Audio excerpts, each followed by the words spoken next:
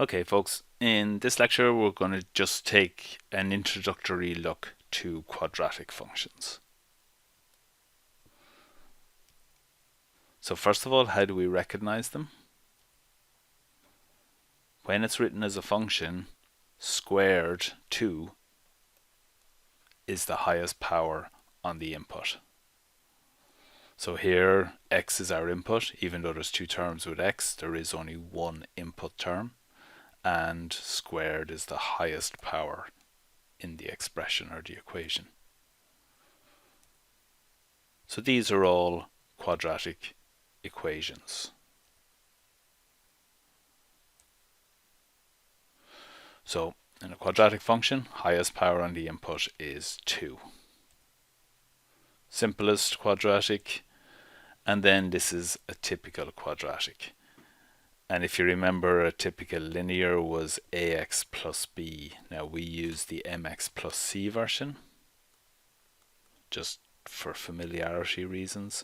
But there's kind of a neat pattern at the next function, the cubic, ax cubed plus bx squared plus cx plus d. So that's why this is often a preferred version of the linear equation, because it just fits nicely into this family, ABC. So that's the general equation. One thing to note with this, before we look at it more in the next lecture, is a is not the first term. A is the value that's multiplied by x squared. So b isn't always the second term. B is the x term. So that's very, very important. A is your x squared coefficient, b is the x coefficient, and c is the constant.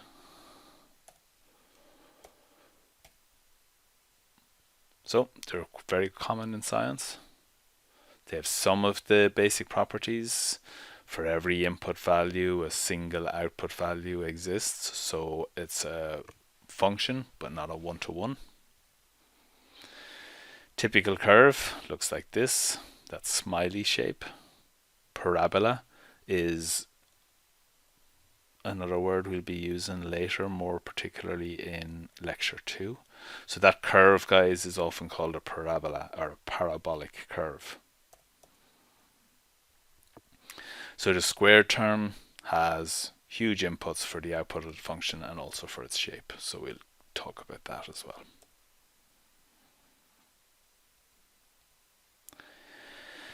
So this is important, guys. If the a term, remember a is what's belonged to x squared, if that's positive, then we've got what I call a smiley curve. It looks like a smile.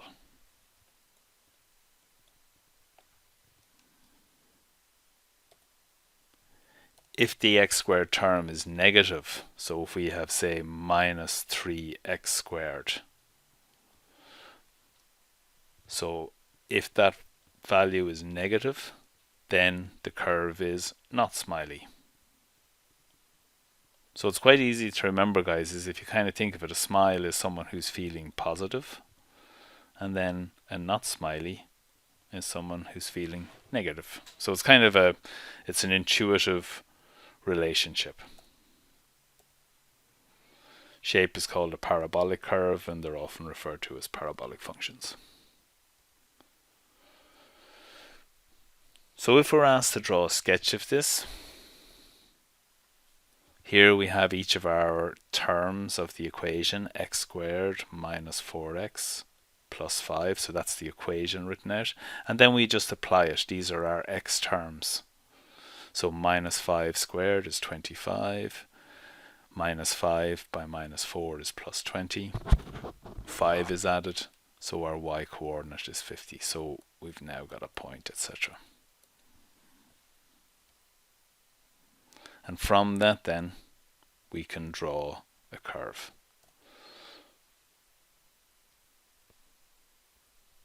So it's very important, guys, just to get used to kind of that nature, whether it's smiley, not smiley. It's a smooth curve. Don't join your dots with a straight line if you do have to draw one. However, in real life, guys, you'll tend to only see the right hand side, because very often what's on this axis here is time or length or speed or something like that. They're generally always got a positive value.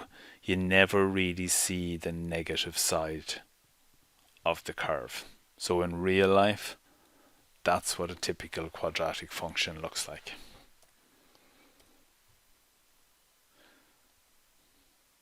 So unfortunately, this is where we're going later in lectures, is a cubic curve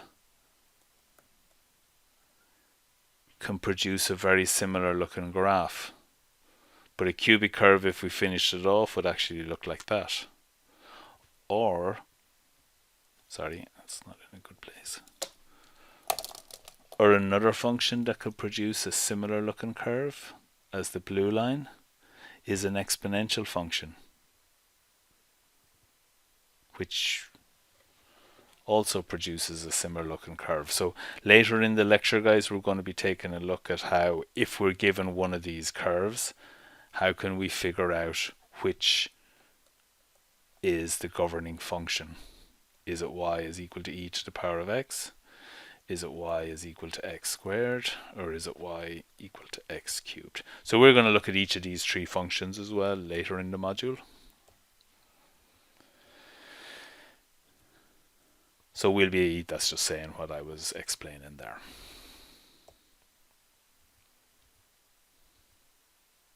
So the area of many shapes is quadratic. So quadratic functions govern many common systems. Some of them might surprise you.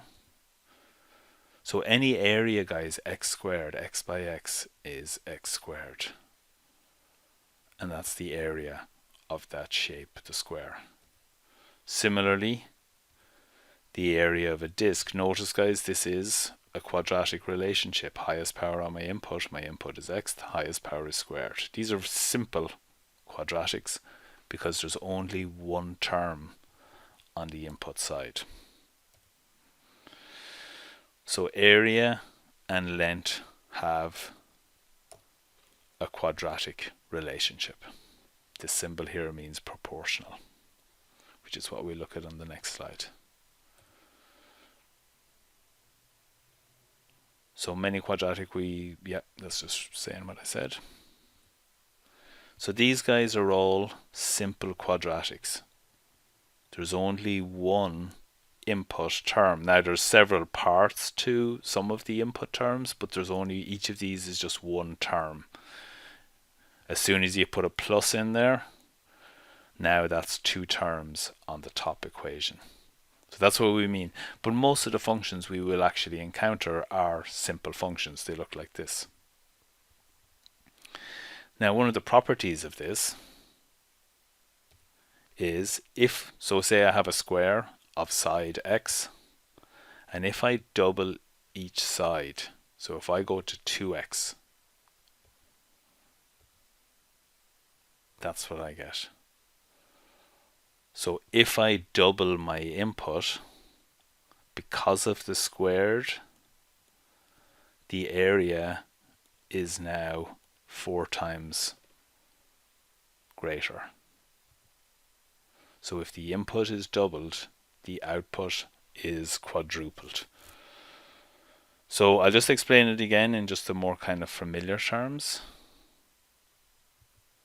Is if we just take a look at a pizza. Again, it's a quadratic relationship. It's a simple quadratic relationship, so it's proportional. Remember, guys, what proportional means. When R is 0, then A is 0, and then it'll continue. So a proportional relationship passes through 0, 0. When my input is 0, and that's the nature of a simple function, is when we put 0 in on the right hand side, my answer must be 0. So a 6-inch pizza, if we double it in size to a 12-inch pizza, a lot of people intuitively think, well, there's twice as much pizza in it, or twice as many calories. Whereas in fact, if we work out the area of each, just keeping things simple, here's my radius, half the diameter. Half of 12 is 6. So here, whatever pi is, it doesn't matter, but this, a 6-inch pizza is 9 pi. A 12-inch pizza is 36 pi. It's 4 times greater. So a 12-inch pizza would have 4 times the calories of a 6-inch pizza. And intuitively, a lot of people don't really realize that. That's why if you get a 15-inch pizza instead of a 12-inch pizza, it's a huge amount of extra pizza, as we'll see later on. So the 12-inch pizza is 4 times the area. And this, again, guys, is because of that squared. What's happening is we're doubling the input, but then we're squaring that. And that's what's given us that 4-fold increase.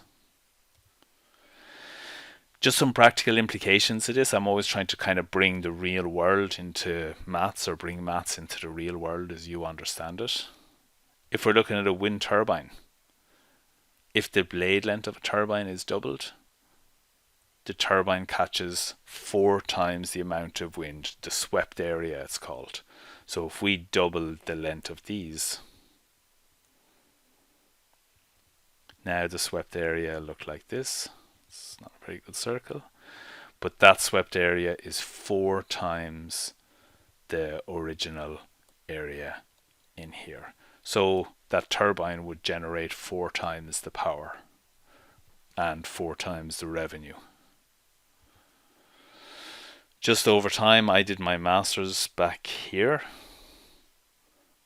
and the biggest turbine then was probably about 90 meters. That's the blade length. Or no, that's the diameter actually, sorry. Then the E126. So that's got a length. So the number, guys, usually tells you the diameter in meters. The 131. Just, guys, to give you a bit of context, the Dublin Spire is 105 meters high. So these are huge. These are the latest ones now. 180 meters in diameter. So they're huge. And again, this is simply because the bigger the blades, the more revenue the turbine will generate. This just gives you an idea of the scale of them. Like, big turbines these days are absolutely huge. And again, it's because of this quadratic relationship. Diameter of a pipe. So if you're involved, say, in water treatment or something like that, or any kind of pharmaceutical industry, if you double the diameter of a pipe, go from a 6-inch pipe to a 12-inch pipe, the 12-inch pipe will carry 4 times the flow. If we look at an artery though, say an artery is, the diameter of an artery is halved. So I'm halving my input. When I square that, guys, remember, top by top, bottom by bottom, the constricted artery will only carry 1/4 of the blood flow. And obviously, there's medical consequences as a result of that. So any thickening of the artery, stuff like that, guys, is very dangerous. Again, because of this quadratic relationship. Electric cookers always use the smallest ring to try and cook on, because the large ring uses 4 times the power of the small ring. If you can ever see, say you put your pot on the cooker and you can still see the orange ring, what I've shaded in there, guys, is probably close to half the total area. So you're wasting a huge amount of power. Just as an aside, with a gas cooker, if we doubled the radius of a gas cooker, the amount of fuel used is only doubled. And I'm just wondering if you can think why. The reason, guys, is because In a gas ring, the flame is only on the circumference of the circle, which is 2 pi r. So if we double the input, we only double the output. So a gas ring, because it's a linear relationship, the flame is only at the outer ring, not in the area, then it's a linear relationship that holds true, and double the radius will only double the power required to cook. Double an electric ring, 4 times the power. Double the diameter, sorry. Now guys, in practical terms, now you will be examined about these as well. I will be looking for practical examples of each function. This is just one of Newton's linear motion functions. If you've studied physics, you might have come across these. We can manipulate it. I'm not going to get into it. We eliminate t with a bit of trickery. And this is now the stopping distance formula. We can see it's a quadratic. There's two inputs, there's A and U. But A, guys, is usually fixed. For a good car, A is about minus 7 meters per second squared. That's actually a fixed value. So we've now got a quadratic relationship. If you double the speed of your car, it quadruples the distance it takes to stop. And that's regardless, guys, of whatever kind of car you're driving. Because, like I said, even with good brakes, that's a fixed value. So your stopping distance is now governed by your initial speed. You double that initial speed, your stopping distance is quadrupled. It's maths, you can't avoid it.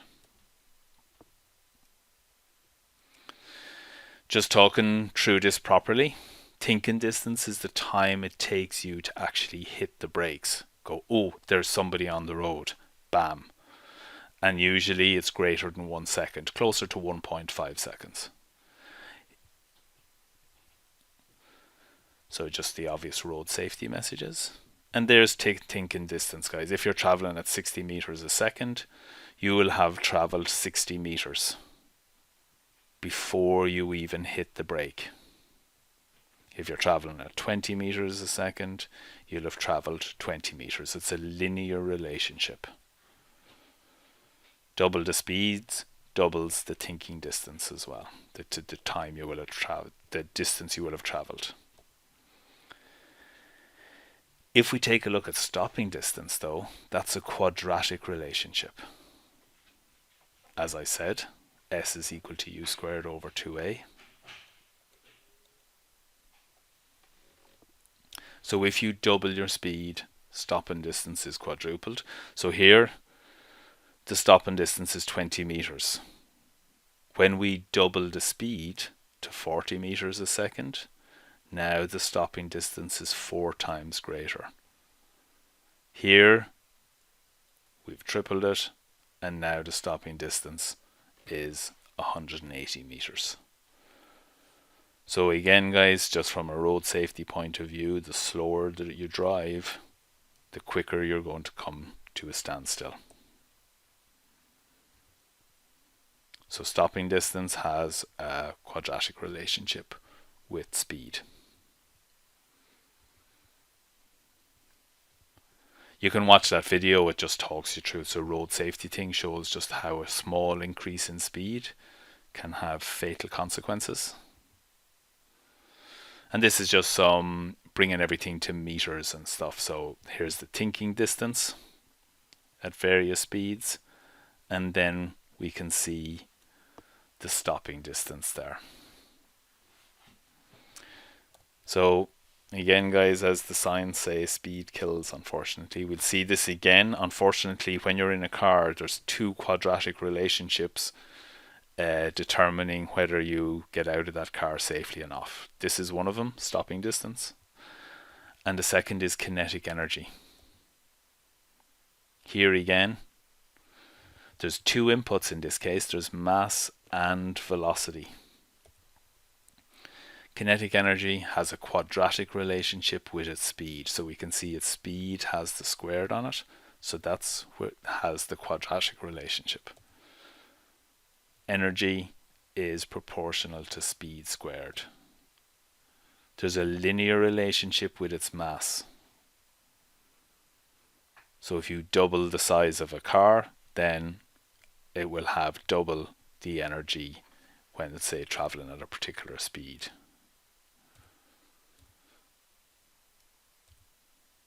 So if you double the speed, the kinetic energy is quadrupled. And in a crash, all of that energy is dissipated.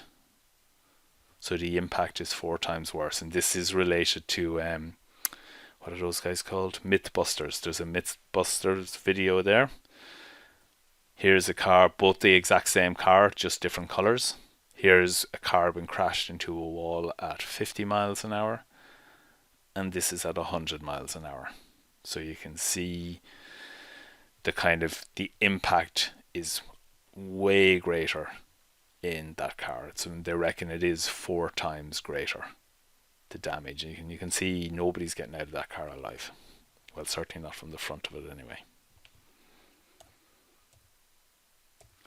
Just some official facts and figures about if you hit somebody at various speeds. Again, guys, it's just, this stuff is really real. I'm not trying to be morbid or anything, but it's just to try and bring it home that maths and this stuff, it's very real. And when you're driving, you need to understand these things. Like, it's, if you think everything is doubled, then you're not going to drive safely. There's this quadrupling effect going on. Double your speed quadruples your kinetic energy, it quadruples your stopping distance. In relative terms, this is from this study down here at the bottom, a 1% increase in speed increases the chance of a pedestrian fatality by 11%. And that's because of both of those quadratic equations coming into play. That's a very sobering figure. So I hope the message is clear, guys. And unfortunately, we've lost several students over the years exactly to speed on the roads. So please, it's a very real problem. Please take this stuff on board. Staying with the whole kinetic energy idea. So mass of a bullet is about 7 or 8 grams. And it's kind of interesting. There's lots going on with a bullet, really. These are just some of the kinetic energy values. We're still talking about this relationship. So ideally, the faster the bullet will go would be great. But there's also a slowing down. The drag on the bullet has a quadratic relationship with its speed as well. So there's lots kind of going on. The faster the bullet goes, the more damage it will do. But also the faster it goes, the greater the drag on the bullet. So in order to maximize a bullet's effectiveness, you always have this balance of mass versus speed, and trying to kind of, for whatever range and whatever your target is, there's a balancing act. And it just shows some of the different guns here. I'm not really into guns myself. Some people are. This is the AR-15. This is the standard gun of the American Patriot, the guys who made themselves famous a few weeks ago. And various things, hockey puck, so you get an idea, like baseball, etc., etc. I won't go into them, but this is just a bullet fired. Now this is an extremely high velocity, but it's just a standard bullet, but you can see the damage it does. Just found this on the internet. There's a little bit of relationship in it. They have these new anti-tank shells which primarily use kinetic energy. So they're called kinetic energy anti-tank missiles for strange enough reason. But there's just a lot of kind of maths going on. Is the energy is proportional to the mass. So they want to make these things as heavy as possible. So they use depleted uranium or tungsten. So they're very heavy metals. Because again, they're kinetic energy, the energy has a quadratic relationship with speed. So they always tend to be very narrow as well. And the reason for the narrowness is because they want to minimize the cross-sectional area. So you want to maximize the mass, maximize the velocity, but minimize the cross-sectional area. And here we have a reciprocal relationship. We look at these when we're looking at rational relationships in a week or two. So here, the smaller this is, the bigger this is. It's a reciprocal relationship. So I just found that interesting. Again, I'm not into weapons really on any level, but just it's interesting to see how this is what the scientists and the engineers are working off. The very basic kinetic energy equation. More my own interests. Wave power has a quadratic relationship with the height of the wave. And this is just from a study done at a marine energy center. Just looking at waves and the power they generate, the height of the wave versus its power.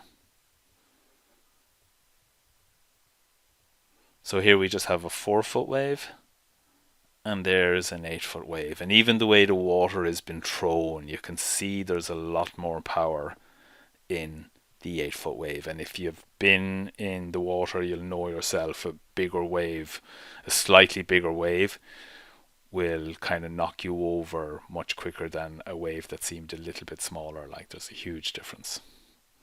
So final slide then, guys. This was just a local hero, Conor Maguire.